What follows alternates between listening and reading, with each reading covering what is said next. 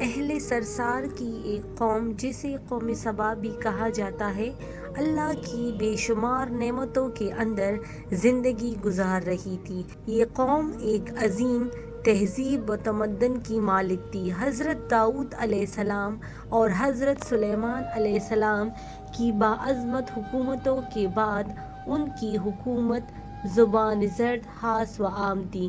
کہا جاتا ہے کہ یہ لوگ گندم کے مغز سے آٹا پیس کر روٹیاں پکاتے تھے، لیکن اس کے برعکس وہ اس قدر اسراف کرنے والے اور ناشکرے تھے کہ انہی روٹیوں کے ساتھ بچوں کا پاخانہ صاف کرتے تھے۔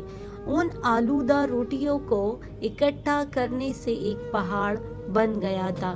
پھر ایک صالح شخص نے وہاں سے گزرتی ہوئی ایک عورت کو دیکھا جو روٹی کے ساتھ بچے کے پاخانے کے مقام کو صاف کر رہی تھی۔ اس شخص نے عورت سے کہا، تیرے اوپر افسوس، خدا سے ڈر، کہیں ایسا نہ ہو کہ خدا تیرے اوپر اپنا غضب ڈالے اور تجھ سے اپنی نعمت چھین لے۔ اس عورت نے جواب میں مذاق اڑایا اور مغرورانہ انداز میں کہا، جاؤ جاؤ، گویا کہ مجھے بھوک سے ڈرا رہی ہو۔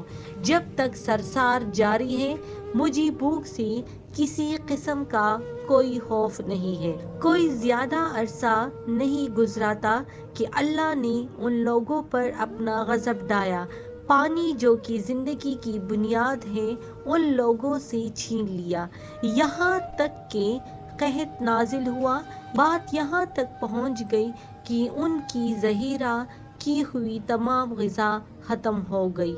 آخر کار وہ مجبور ہو گئے کہ انہی آلودہ روٹیوں پر ٹوٹ پڑے جو ان لوگوں نے اکٹھی کر کے پہاڑ کے مانند ڈھیر لگایا ہوا تھا، بلکہ وہاں سے روٹی لینے کے لیے صف لگتی تاکہ ہر کوئی وہاں سے اپنے حصے کی روٹی لے سکے۔ کفران نعمت، قحط اور ان کی بدحالی کے بارے میں متعدد روایات موجود ہیں۔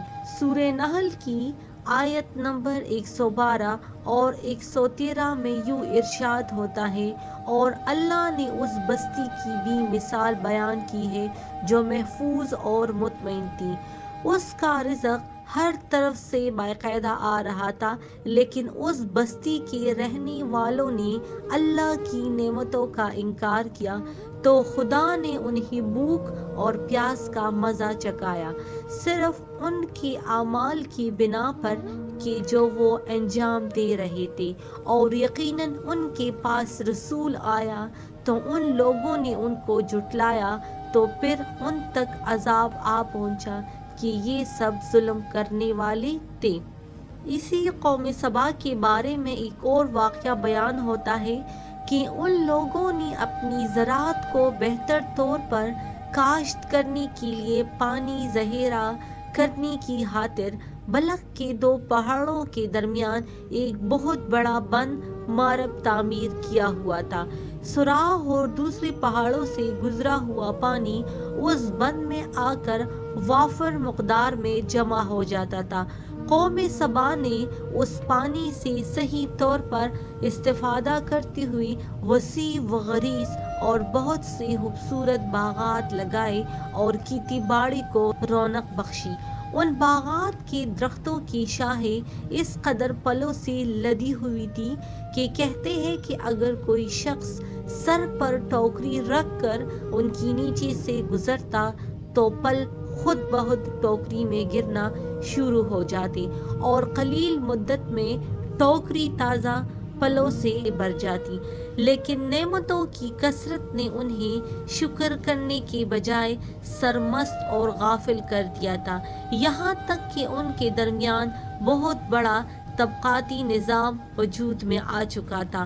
ان میں سے صاحب اقتدار لوگوں نے کمزوروں اور ضعیفوں کا خون چوسنا شروع کر رکھا تھا، یہاں تک کہ ان لوگوں نے خدا سے ایک احمقانہ التماس کیا جس کا ذکر سورہ سبا کی آیت نمبر 19 میں ملتا ہے۔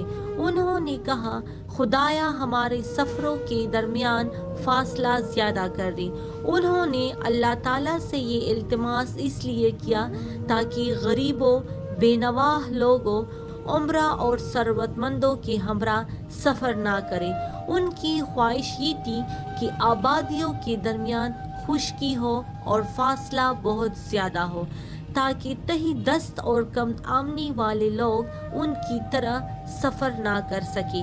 اللہ تعالیٰ نے ان مغرور پیٹ کے پجاریوں پر اپنا غضب نازل کیا۔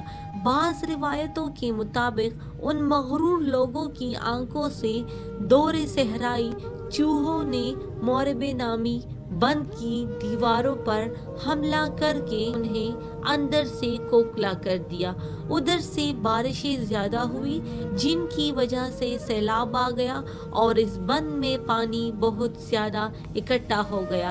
اچانک بند کی دیواریں ٹوٹی، اس سے ایک بہت بڑا سیلاب آیا جس میں تمام دیہات، آبادیاں، مال مویشی، باغات، کھیتیاں، ان کے محل اور گھر پانی میں غرق ہو کر نابود ہو گئے۔ ان کے باغات اور زراعت میں سے صرف بیری کے درخت اور کچھ جھاڑیاں بچی تھی۔